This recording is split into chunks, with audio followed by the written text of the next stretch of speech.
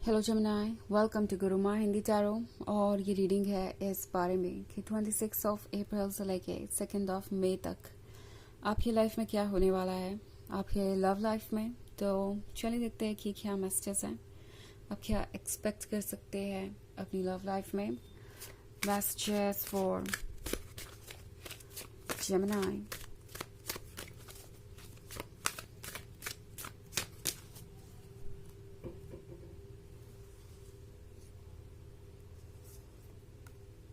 Daughter of Skulls, Temperance, 10 of Scepters, 8 of Skulls, and 6 of Scepters. Okay. तो 10 of Scepters के साथ आपका higher self आपसे कह रहा है कि आप प्लीज़ बर्डन कैरी करना बंद कीजिए।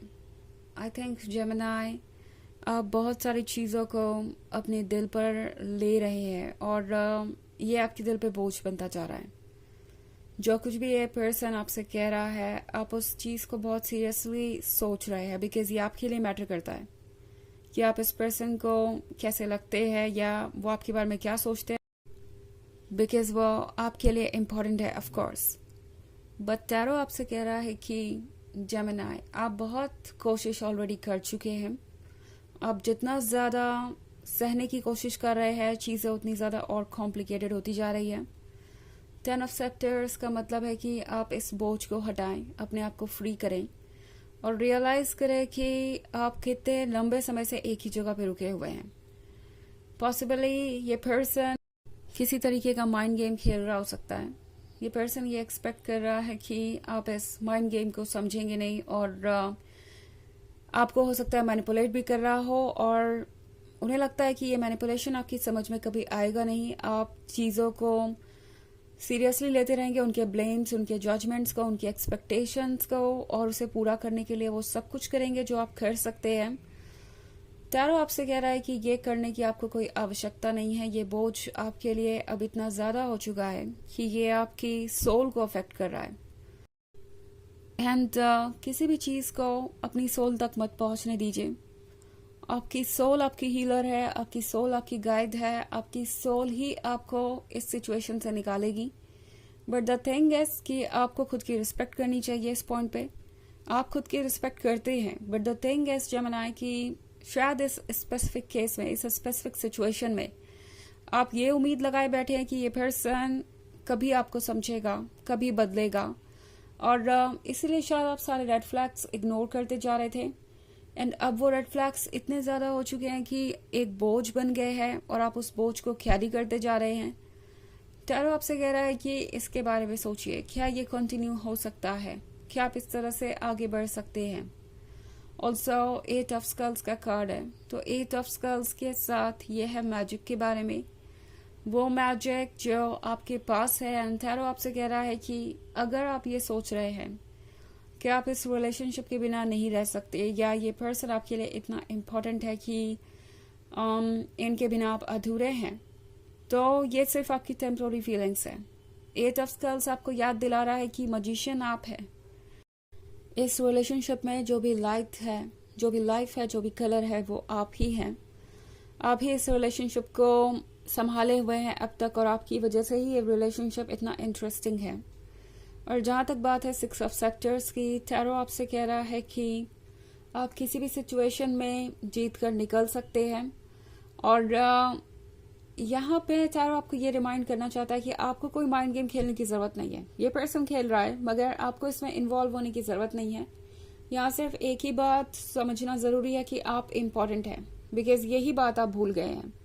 आप इम्पॉर्टेंट है, आप इस पर्सन से ज़्यादा इम्पॉर्टेंट है, आप उस हर चीज़ से ज़्यादा इम्पॉर्टेंट है जो आपको आपसे ज़्यादा इम्पॉर्टेंट लग रही है। ओके, सो 6 ऑफ सेप्टर्स आपसे यही कहना चाहता है कि आप स्ट्रांग है जितने कि आप थे। आप इस सिचुएशन से अगर निकलना चाहते हैं तो इसमें आपका हायर सेल्फ आपका पूरा सपोर्ट करेगा, आपको यूनिवर्स संभाल लेगा, और आपको जो चाहिए आप वहाँ तक ज़रूर पहुँचेंगे। ऑल्सो टेम्परेंस का कार्ड है, तो टेम्परेंस के साथ जो चेंजेस आ रहे हैं वो चेंजेस काफ़ी वॉलेंट हो सकते हैं। वॉलेंट इन द सेंस कि एकदम से कोई चीज़ खत्म होके दोबारा स्टार्ट हो सकती है। एंड प्रोबेबली इस रिलेशनशिप के साथ भी कुछ ऐसा ही हो रहा है. सो हो सकता है कि अगर आप अपने बर्डन को हटाने की कोशिश करें, अगर आप दूसरों की एक्सपेक्टेशन को पूरा ना करें, तो ये पर्सन अपसेट हो जाए. ये पर्सन आपको जज कर सकता है. इवन ये पर्सन आपसे ये भी कह सकता है कि अगर आप उनके अकॉर्डिंग चीजें नहीं कर सकते तो वो जा रहे हैं या ये रिलेशनशिप वर्क नहीं करेगा. सो बेसिकली इनडायरेक्टली ये पर्सन आपसे ये एक्सपेक्ट करेगा कि आप जो कुछ भी करते हैं उसकी वजह वो हो. अगर आप खुश भी हैं या जी भी रहे हैं या जो भी आपकी लाइफ में हो रहा है, सबकी वजह वो हो. आपका यूनिवर्स वो बनना चाहते हैं, आपसे भी ज्यादा आपके लिए इम्पोर्टेंट बनना चाहते हैं, बिकॉज उन्हें लगता है कि ये पॉसिबल है.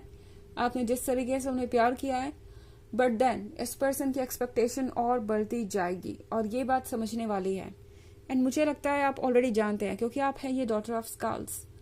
सो आप प्रैक्टिकल है, वाइज है और ट्रुथ को देख सकते हैं. आप ग्राउंडेड भी हैं.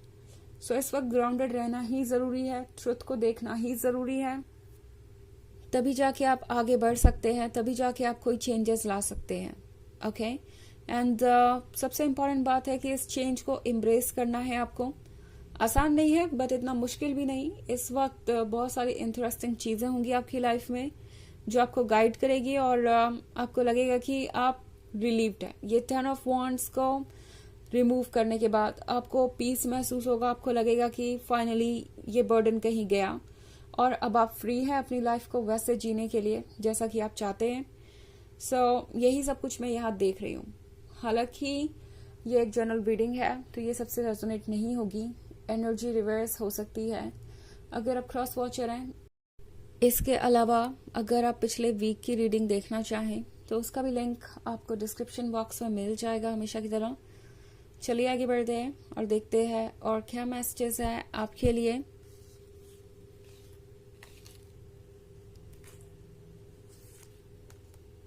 Four of Scepters, Daughter of Grails, Lord of Knives, Nine of Knives, and Five of Knives. Okay. तो हमारे पास है ये Lord of knifes. Lord of knifes को ये अच्छा तो डेफिनेटली नहीं लग रहा कि आप इस तरीके से खुद को फ्री कर रहे हैं या आप इस तरीके से रिस्पॉन्ड कर रहे हैं उनके टॉक्सिक बिहेवियर की तरफ. बट ये पर्सन फिर भी कोशिश करेगा कि वो फिर से आपको रोक सके, क्योंकि यहाँ पे 4 ऑफ सेप्टर्स है. तो हो सकता है इस पर्सन ने आपको कोई कमिटमेंट दिया हो जिसे ये फुलफिल नहीं कर पाए, और अब ये कोई और एक्सक्यूज आपको नहीं दे सकते. या फिर ये पर्सन आपको कोई कमिटमेंट दे सकता है जो वो सिर्फ आपको हो सकता है रोकने के लिए यहाँ दे रहे हो, बिकॉज उन्हें लगता है कि इसी तरीके से आप रुकेंगे यहाँ पे. तो 9 ऑफ नाइफ्स के साथ आपको अवेयर होने की जरूरत है कि क्या चल रहा है बैकग्राउंड में. 9 ऑफ नाइफ्स के यहाँ होने का मतलब है कि ये पर्सन अकेला महसूस कर रहा है. एंड मोस्ट इम्पोर्टेंटली इन्हें लग रहा है जैसे कि इनका ईगो चैलेंज हो रहा है. इस पर्सन को ये फील हो रहा है जैसे कि जिससे भी उन्हें वैलिडेशन मिलता था वो उनसे दूर होता जा रहा है. स्पेशली आपको ये पर्सन समझता है अच्छी तरीके से, और उन्हें पता है कि आप ये डॉटर ऑफ ग्रेल्स हैं. आप प्रीशियस हैं, आप गॉर्जियस हैं, आप सेडक्टिव हैं और मिस्टीरियस भी. सो ये पर्सन जानता है कि आप उन लोगों में से हैं जिनका भरोसा जीतना आसान नहीं है, बट अगर किसी ने आपका भरोसा जीत लिया है तो इसका मतलब कि वो पर्सन भी स्पेशल ही है. तो इन्हें आपसे बहुत सारा वैलिडेशन मिलता है, और इस पर्सन के लिए आपका वैलिडेशन मैटर भी करता है.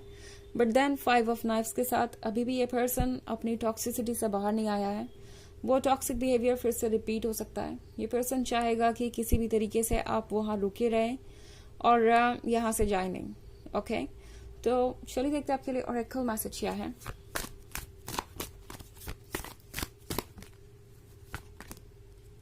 The Holi spirit, expect miracles. Remember that only love is real. Miracles will occur naturally. Spirit has your back. तो ये कार्ड आपसे कह रहा है कि सिर्फ लव ही रियल है और मिरेकल्स होंगे नेचुरली. आपको कुछ और करने की जरूरत नहीं है. स्पिरिट आपको संभाल रहा है, आपका हायर सेल्फ आपको संभाल रहा है. तो बस अपनी मन की करते जाइए. आप जिस भी सिचुएशन में हो उस सिचुएशन से आप सेफली बाहर निकल आएंगे. ओके. तो ये है रीडिंग इस वीक की. आई होप आपको अच्छी लगी होगी. Thanks for watching. Till next video. Bye.